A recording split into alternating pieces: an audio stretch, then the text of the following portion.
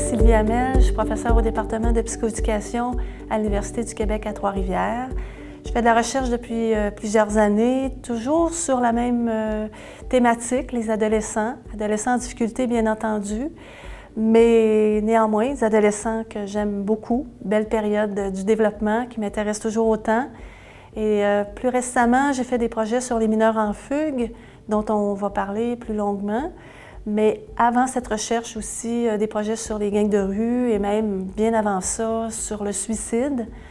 Donc, disons que j'ai toujours exploré les adolescents sous différents angles et dans différents contextes. Ce qui m'a amenée comme chercheur à m'intéresser au phénomène de la fugue, c'est une demande qui a été faite par des intervenants qui sont très concernés par cette problématique. Des intervenants du communautaire dans la rue, mais aussi des intervenants du centre jeunesse qui, ensemble, remarquaient qu'il y avait des choses qui changeaient. Sur la rue notamment, dans le lieu où on reçoit des mineurs en fugue, mais aussi dans l'établissement des centres jeunesse où est-ce qu'on s'aperçoit que les jeunes ne fuguent pas moins qu'avant, mais qui, probablement que durant leur expérience, rencontrent peut-être sur leur trajectoire des personnes un peu différentes, ont tendance à se tourner de manière différente vers l'aide et les organismes qui pourraient les aider durant leur parcours. Donc, dans cette recherche qui s'intéresse au phénomène de la fugue, évidemment, j'ai beaucoup rencontré de jeunes qui étaient en centre jeunesse, parce qu'il me permettait de beaucoup plus facilement d'accéder à des jeunes qui avaient fait une telle expérience. Parce que par définition, rencontrer des mineurs en fugue qui sont au moment même de faire la recherche en situation de fugue, c'est extrêmement difficile. Ils sont volatiles, en fait, par définition. Alors, ça a été plus facile de passer par l'entremise des centres jeunesse qui ont sous leur responsabilité des jeunes qui en font l'expérience et qui pouvaient, durant l'entretien, me raconter ça. C'est important de savoir aussi dans la recherche qu'il y a eu d'autres répondants qui ont été approchés.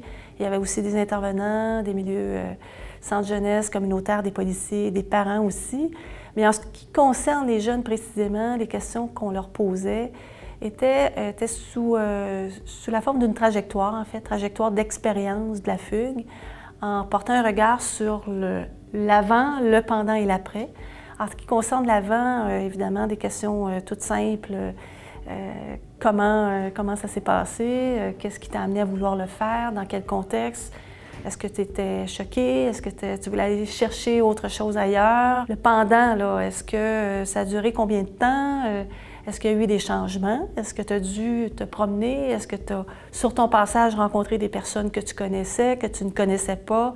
T'es-tu tourné vers les organismes? As-tu reçu de leur part les services ou l'intervention ou l'attention que tu voulais? Et dans le après, évidemment, dans le retour, évidemment, comment tu voyais les choses? Comment ça s'est passé?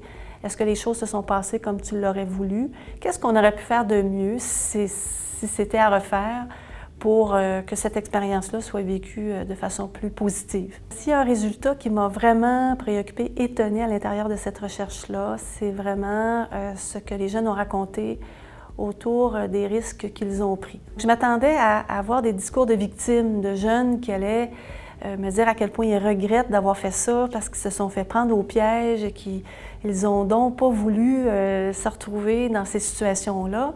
Je m'attendais un peu à ça. En quelque sorte, j'avais ce préjugé, alors que c'était pas tout à fait ça, les histoires que les jeunes racontaient. C'était, je dirais, beaucoup plus conscient, en fait. C'est sûr que j'ai pas rencontré des jeunes qui étaient en situation de fugue au moment où j'ai fait la recherche. Je ne pouvais pas, parce que c'est très peu de temps qui nous est accordé pour le faire. Les jeunes n'ont qu'entre 48 et 72 heures, en fait, quand ils sont dans les organismes, où est-ce qu'on pourrait les approcher pour faire de la recherche de cette manière-là. Donc, on avait des jeunes qui avaient fait cette expérience-là et qui avaient une certaine perspective par rapport à l'expérience et qui, en regardant ça avec un peu de distance, nous parlaient des risques qu'ils avaient pris avec une certaine lucidité, en disant « oui, c'est vrai, je me suis mis les pieds dans les plats, j'ai vécu des expériences difficiles ». Des garçons, notamment, nous ont raconté des expériences relativement traumatisantes, qui ont rencontré des gens malveillants, qui les ont amenés à pousser très, très loin certaines expériences de consommation, notamment, qui ont des séquelles importantes sur leur santé à l'heure actuelle, même encore à l'heure actuelle. Donc, qui sont très conscients du fait qu'ils vont vivre avec les conséquences et les séquelles de cette expérience-là toute leur vie. Mais ce qui est le plus dur à entendre, c'est qu'en contrepartie, même ces jeunes-là, avec d'autres, nous disent si c'était à refaire, je referais exactement la même chose. Parce que je suis bien conscient qu'au moment où j'ai pris la décision de le faire, ça m'apparaissait être vraiment la seule solution. Si je n'avais pas fait ça, peut-être que je ne serais plus ici maintenant.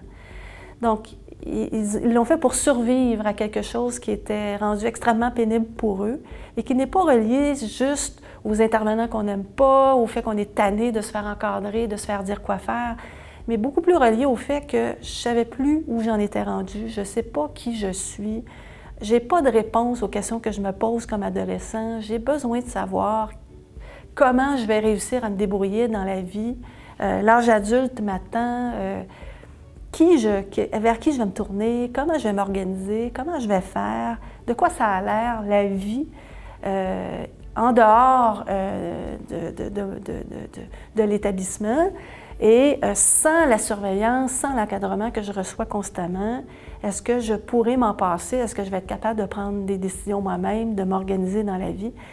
Ça semblait être suffisamment important pour eux pour prendre cette décision-là de fuguer à ce moment-là, tout en étant conscients qu'il va y avoir des risques et des dangers, mais qui sont interprétés de manière complètement différente chez les jeunes comparativement aux adultes, qui accordent beaucoup d'importance aux rencontres qu'ils pourraient faire, aux mauvaises personnes qui pourraient... Donc, du point de vue des adultes, le danger vient toujours de l'extérieur. Hein? On voudrait donc les protéger, les empêcher de rencontrer des mauvaises personnes, les empêcher d'aller vivre des expériences, mais c'est comme si la notion du risque et du danger est externe. Les jeunes nous ont dit, c'est pas ça qui m'a fait peur. C'est pas de ça dont j'ai eu le plus peur, les mauvaises personnes que j'ai rencontrées ou les expériences que j'ai vécues. Ce qui m'a fait le plus peur, c'est moi-même. J'ai pas su me mettre des limites dans ces situations-là, alors que ces jeunes-là sont un peu à la recherche de cette réponse-là. Qu'est-ce que je suis capable de faire dans ces situations-là, avec la vraie vie, en fait. Les conclusions les plus importantes à tirer de cette recherche, en lien avec l'intervention notamment, m'apparaissent être reliées au fait qu'il faut surtout se centrer sur le lien. Les jeunes qui vivent une expérience de fugue m'apparaissent en bonne partie vouloir, je dirais, tester les liens autour d'eux. Et je crois qu'il faut voir ça comme un élastique, en fait. Donc, les jeunes ne rompent pas les liens, mais sont peut-être en train de les étirer un peu, en train de les tester. Et on peut comprendre, dans une certaine mesure, que c'est pas facile à gérer pour un intervenant, surtout dans un établissement centre jeunesse. Peut-être que l'intervenant peut se sentir coupable au départ d'avoir échappé le jeune. En fait, le jeune a quitté l'établissement. Donc, il peut continuer de vivre sur cette culpabilité-là, d'avoir pas su le garder, d'avoir pas su le retenir. Et si ce sentiment de culpabilité perdure, ça peut teinter sur sa capacité de garder un lien avec lui durant l'expérience de la fugue, alors qu'il ne faudrait pas. Il ne faudrait pas non plus se sentir complice d'un délit. Ce n'est pas un délit, vivre une fugue. C'est sûr qu'on rompt avec le contrat. Les jeunes sont partis sans autorisation, ils n'étaient pas censés le faire, ils le savaient très bien. Mais en même temps, de pouvoir mettre en perspective que c'est aussi une expérience que les jeunes ont absolument besoin de vivre dans certains cas, qu'ils ne voient pas comment ils pourraient faire autrement pour aller chercher des réponses à des questions qu'on se pose normalement à l'adolescence, d'être capable de mettre en perspective que ça peut faire partie du développement d'un jeune, même s'il y a une histoire compliquée, qui n'a pas eu droit à développer toutes les ressources qu'un jeune ordinaire aurait pu développer.